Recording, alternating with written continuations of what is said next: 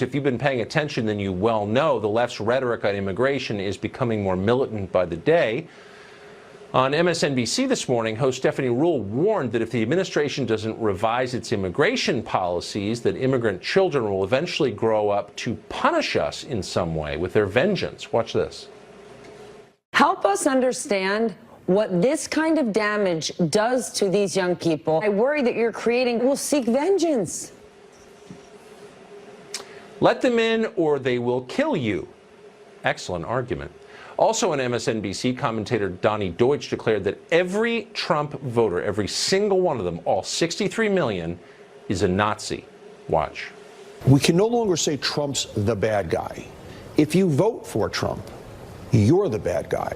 If you vote for Trump, you are ripping children from parents. The voter, you, not Donald Trump, are standing at the border like Nazis, going, you here, you here. So where is this going? You know exactly where it's going. If you really believed Nazis were taking over your country, what wouldn't you do to them? You would fight them. You'd have a moral obligation to. Anyone who tells you your political opponents in this country, American citizens, are Nazis, is pushing us toward violence, obviously. We asked MSNBC today if they supported all of this, and why are they allowing this on their air? They didn't respond to us. Dan Bongino is a former NYPD officer and Secret Service agent, and he joins us tonight. Look, Dan, the left is always conflating words with violence and saying, you said something that makes me feel unsafe, and I hate that. And I think people ought to be able to say exactly what they think. But when you start saying that people who disagree with you aren't just wrong or stupid or even immoral, but they're Nazis, what are you really saying?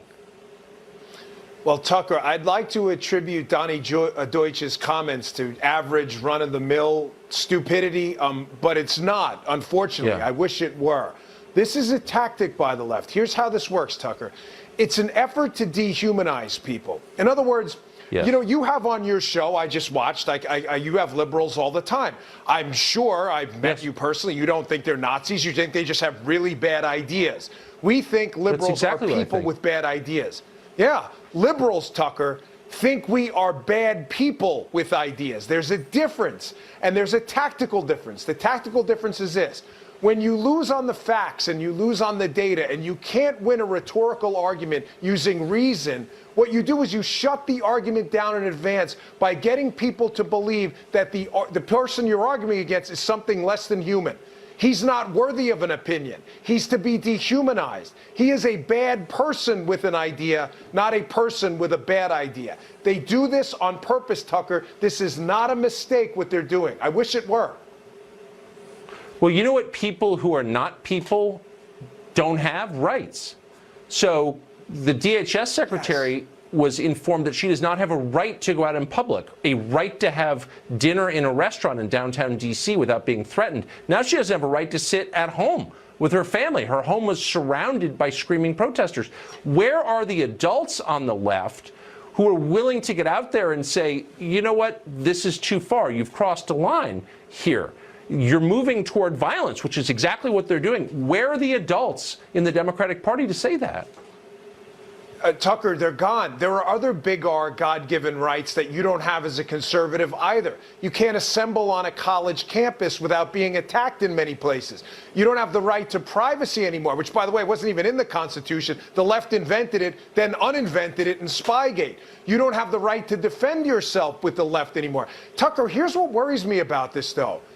There's an emergency brake on conservatives and libertarians, and that emergency brake, not all, listen, I get it, every political party has people who make mistakes, but the lodestar of conservative ideology is big R God-given rights, and that puts an emergency brake on your behavior. Proactive violence is never acceptable because you respond to faith in God first. I'm not collectively identifying all Democrats here, but on the radical left, when you are a secular, attacking faith is the enemy person, there is no emergency brake on your behavior because your God is the state.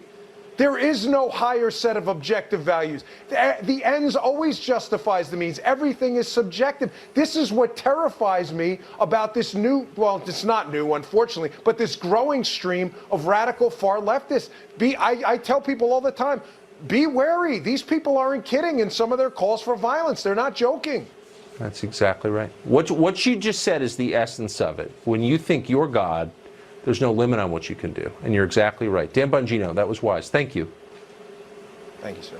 It's not surprising that the left is now mobilizing to harass, fire, and if necessary, physically attack anyone who disagrees with them on immigration, because the other side is, again, pure evil. For example, after chasing DHS Secretary Kirstjen Nielsen out of a restaurant earlier this week in downtown Washington, activists now showed up at her home. But zoom out for a moment. Why exactly does America need more immigration? Everybody says it does, but do we really? Does more immigration help ordinary Americans? Does it improve the country? Or does it just enrich an elite class, the policymaking class, at the expense of everyone else? Very few people are asking that question, but one who is Michael Anton. He just wrote a piece in the Washington Post asking, why do we need more people in this country anyway? We thought that was a good question, so we're kicking off tonight's special with Michael Anton. Michael, thank you for joining us. Thank you, Tucker. I'm very glad to be here.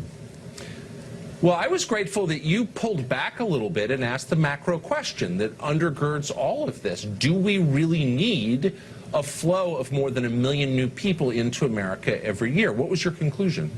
Well, my conclusion is let's look at the answers that people give for why and examine them, and they don't really bear close examination. So reason number one tends to be we need them we need workers. We have all these jobs. We need workers. And that sounds kind of plausible when we have a low unemployment rate for the first time in a long time.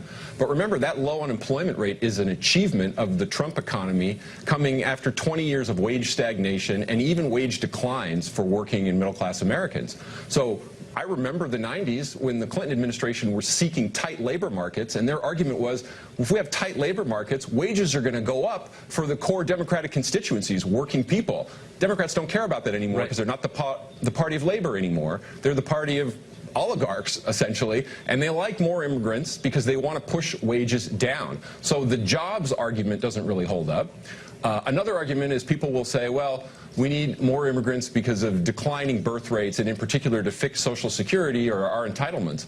That doesn't really hold up because by that logic, you'd have to say, you know, workers will always have to outnumber retirees, which means population growth forever, which means what's the upper limit on the U.S. population? We're now at over 300 million, 320, 330 million. 500 million, a billion? They don't want to answer that question. They just want to say, no, we have to keep doing what we're doing, no examination possible. It's really kind of crazy, honestly, that we can't have this debate. Let me pause you there. So when people say that we need more immigrants to float our social safety net, what they're really saying is our social safety net is a Ponzi scheme, and that the people at the end of it are going to get shafted, right? It's not sustainable without an endless flow of poor people. In 1967, a Nobel Prize-winning economist, who had not yet won the Nobel Prize, but would later, explicitly called Social Security a Ponzi scheme, and he meant it as a compliment. Because his assumption, this is the mid-60s with a booming economy and a growing population, he said the greatest Ponzi scheme ever devised is a growing country. So the assumption is the country's just going to grow forever. That includes population. I don't know about you, but I find a lot of parts of the country are pretty crowded as it is. Traffic's really bad. Housing prices are very high. Why do we want to make it more crowded, housing prices more expensive, school systems more stressed? I never hear a very good or convincing answer to that. Well, I don't hear the argument actually at all. I don't hear an argument about immigration. What I hear, and you pointed this out, I thought, really well in your piece, I hear not a policy debate, but a religious argument. If you're for the side that I'm taking, you're a good person. If you're against it, you're a bad person, or pure evil, as they say on MSNBC. Right. I think people, they try to make the point that America has been welcoming in the past.